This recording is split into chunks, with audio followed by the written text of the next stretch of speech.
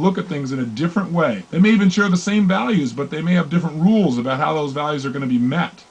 And I said, if you and I ever get caught up in a major argument where we're both getting crazy, let's not let it escalate. One of the two of us has got to get sane, and in that moment or two, our job is to interrupt the other person's pattern. And I said, let's figure out something in advance that we could do that would be so outrageous that instantly it would change the other person's state. And so that's what we did. We sat down and we came up with some ways to do it. And we came up with a couple phrases that if during an argument either one of us just for a moment realizes, hey, this isn't working, we can stop the argument immediately and the other person agrees to do so. All we have to do is walk up to the other person in the middle of the heated argument and whisper this certain thing in that person's ear. I won't tell you what it is, but just trust me, if somebody whispered this in your ear, it would definitely change your state. The bottom line is we used it over and over again in our relationship. I told you when we talked about value systems, for example, the kinds of rules that created challenges in my relationship with my wife initially. We had these two different opinions about respect, do you recall? Her idea of respect is you never raise your voice.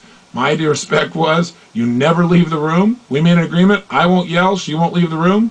Well, I remember one time she did something and I got upset. And sure enough, rah, I got upset and my voice raised. She promptly got up, left the room. I yelled to her, you said you wouldn't leave the room, as I'm yelling at her, breaking my own commitment.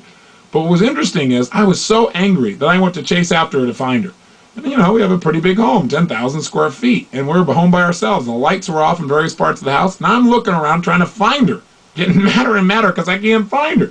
Finally, I turn this corner down this dark hallway, and just as I head down the dark hallway, all of a sudden behind this door it comes, boo! And I jump about 4 feet, ah! And I turn around, there's my wife on the floor, laughing hysterically, going, ah, now you got a new seminar story. The bottom line is I had so much adrenaline flying through my body, I couldn't be angry. I had to start laughing as well. God, if you want to make your relationship work, learn how to interrupt each other's patterns. Learn how to interrupt the patterns that would make each other boring, too. See, if you do something over and over and over again, you're involved the same exact way, day after day, boy, you talk about a way of accelerating a relationship heading its way out. That's the quickest way. Have no spontaneity, no newness to the relationship whatsoever. But if constantly the two of you are interrupting each other's patterns, looking at unique ways to surprise each other, to play with each other, to trigger excitement in the other person, now your relationship has juice and power. And Becky and I work at it. And that's the only way a relationship happens. You've got to work at it. Not work on it, work at it. In other words, be playful, be focused. Make a major part of what your life's commitment is to care enough, commit enough, to communicate in a way, to create a way of living with the person you care about that makes life an adventure, that makes it fun. Now, by the way, what do most people do when they find that they've got problems in their relationships? And by the way, the problems in their relationships always come down to one thing. Whenever they think of this person now, they get angry. They're frustrated with them. They're angry with them. They're not doing what they want. They have all these negative associations to this person. Invariably, if somebody cheats on their husband or wife, boyfriend or girlfriend, it's because right now the states they used to get when the relationship were brand new, those wonderful states, they're not getting them anymore. They're getting negative states. And they go to somebody new who's got fresh anchors. There's nothing negative associated to them yet. And so what a lot of people try and do to solve their relationship challenges is just go from one to another. That's like a person who changes jobs every time things don't work out. The problem with this strategy is when you leave this relationship you're in right now to go to a new one, you're going to have a problem. You're going to take you with you. And when you take you with you, some of the same challenges are going to come up. You've got to learn to resolve them within yourself and create a way of relating with somebody that enhances the level of intimacy on a daily basis. That's the only way a relationship will work no matter who you're in a relationship with. The second thing that destroys relationships is failing to consistently meet the strategy of love and attraction that your partner has. What do I mean by that?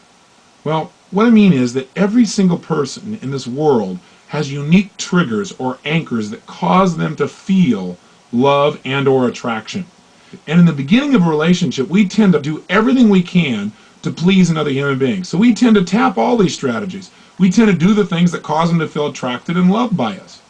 But again, as time goes on in a relationship, when we're outside the what I call the courting stage, you know, that initial stage where there's incredible intensity and power and you don't even seem to have to work at it at all.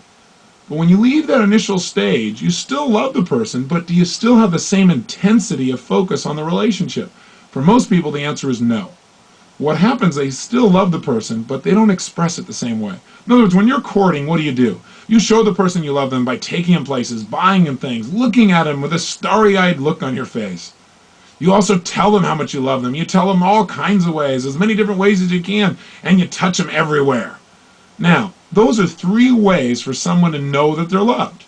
And what's interesting is, my research in relationships has shown over and over again that human beings, all of us, have a specific set of triggers that cause us to feel deep feelings of love. And it's different for all of us. In other words, some of us in life, in order to feel deeply loved, need to be shown that we're loved. We need people to buy us things or take us places or look at us with a certain incredible loving look. And there's nothing in this world that creates a deeper feeling of love than that strategy, let's say. For other people, you can show them all day long that you love them. You can buy them things, you can stare them in the face, and give them these wonderful looks. But that doesn't mean anything. They'll say, that's nice. What they want to do is they want to hear it. They need to hear you say, I love you, with a certain tonality and a certain tempo and a certain way. And unless you say it, it's not going to work. For other people, you can tell them you love them all day long. Look, yeah, that's nice. You can show them. But unless you touch them in a very specific way, they'll never feel the deepest level of love. They may feel like you love them generally. They may feel like, you're real close to them. But the deepest feeling of love is triggered differently for every person you're going to meet. And by the way, human beings are not unique in this area. Animals have triggers as well.